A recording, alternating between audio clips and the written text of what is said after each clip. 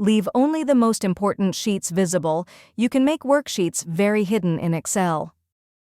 Taking this step reduces the chances of other people making those worksheets visible again.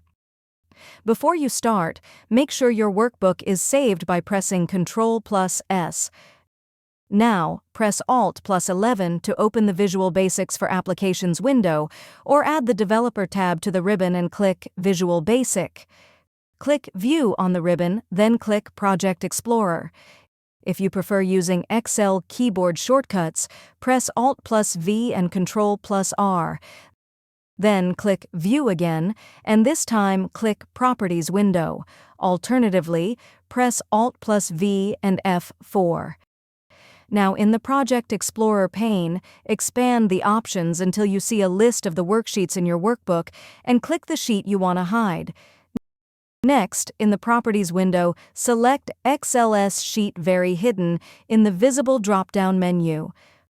Finally, click the Save button in the top left corner of the VBA window and click X in the top right corner to close it.